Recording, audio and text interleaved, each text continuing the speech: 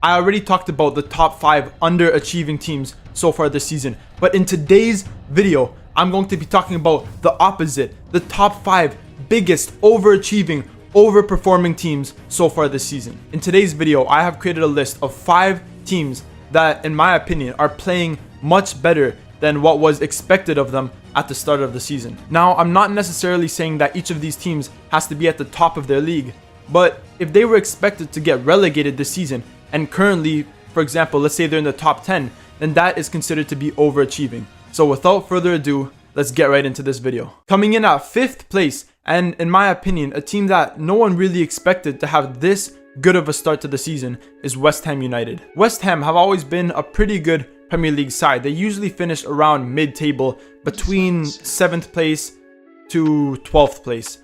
But to be honest, last season was a really big drop-off from how they were performing the few seasons before. If you look at their season from 2020, they finished in 6th place, and even the season after that in 2021, they finished in 7th place.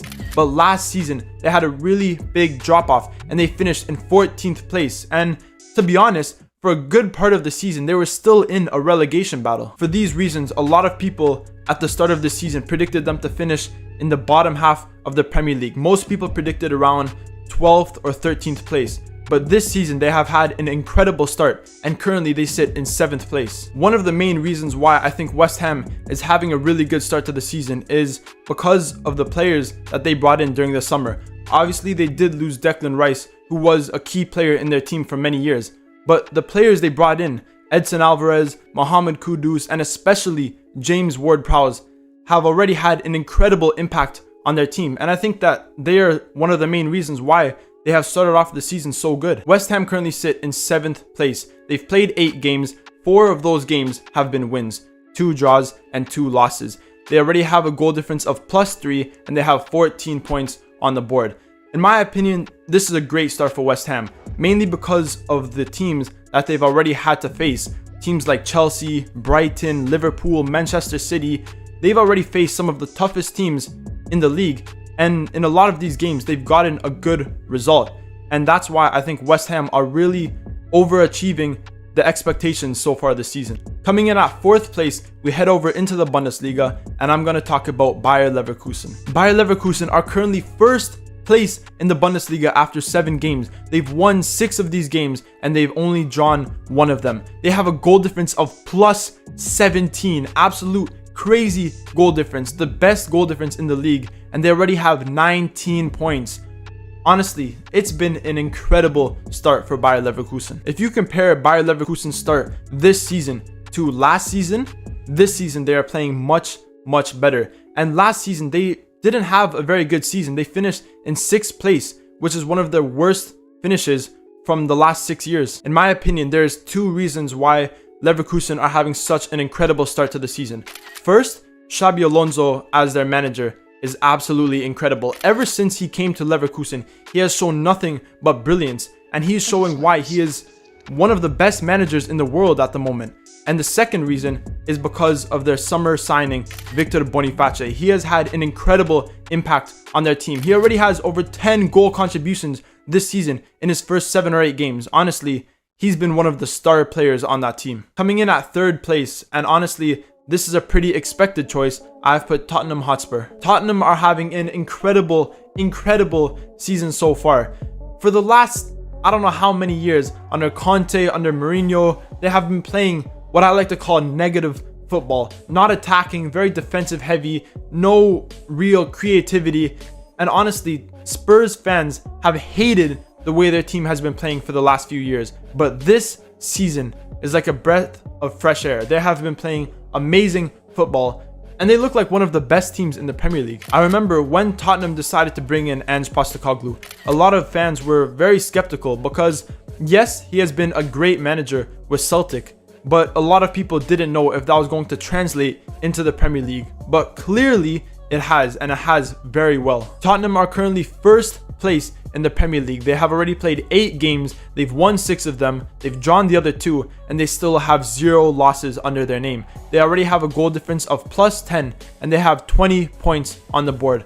Honestly, it's been an incredible start for Tottenham, and not just because of their position on the table. but because of how they're playing football. The creativity in the midfield, in the attack, is something Spurs fans haven't seen in a few years.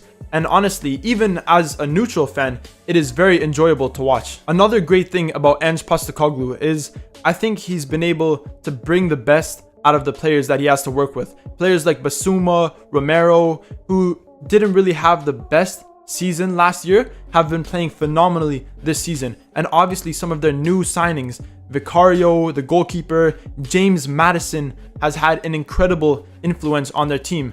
And I think most of this goes down to Ange Postecoglou. Moving into second place, and this may be a pretty unexpected choice, I have put Brest. Brest are not a very popular team in the Liga, and mainly because within the past decade, they have spent 6 of those years in the second division in France. But this season, they are really making an incredible comeback, and honestly, it was very unexpected. Realistically, not much has changed in their team from last season. Obviously, they made a few new signings, they sold a few players, but I just think the whole team in general is playing far better than how they were last season. Last season, they finished in 14th place, and this season, they are currently in 4th place in the Liga. Brest currently sit in 4th place in the Liga. They've already won 4 games, they've drawn 3 games, and they've only gotten 1 loss so far this season. They have a goal difference of +2, and they already have 15 points on the board. Because of the fact that Brest finished in 14th place last season, and for over the last 15 years, they have never finished in the top half of the Liga. Honestly, currently being in 4th place, this has been an incredible start for Brest, and really, I hope they can finish in the top 6 this season. And finally, coming in at 1st place, I'm pretty sure this was pretty expected, I've put Girona. Girona are having an incredible, phenomenal start to the season, and no one, don't tell me anyone expected this, because there is no one that expected this. They currently sit in 2nd place, only behind Real Madrid. In their first 9 games, they already have 7 wins, 1 draw, and 1 loss. They have a goal difference of +8, and they already have 22 points on the board. That's absolutely incredible. Throughout the last 15 years, Girona have spent 12 of these years in the 2nd division in Spanish football, and whenever they came up into the La Liga, they never finished in the top half. But this season, to be in 2nd place ahead of teams like Barcelona, Real Sociedad, Atletico Madrid, honestly, it's absolutely phenomenal. Last season, at the end of the season, they didn't even finish with 50 points. They already have almost half of the points that they had last season, when it's only been the first quarter of the season. Honestly, there's not much else to say. They have had an incredible start. Obviously, I don't watch Girona a lot, but the new transfers that they brought in are not like incredible players. They're all fairly average players, but the chemistry that they have in that team, in the defense, in the midfield, in the attack, is something that you rarely see from these lower level teams. But honestly, it's a beautiful thing to watch. If you were to ask me at the start of the season where I think Girona will finish this season, I probably would have said between 10th and 15th place.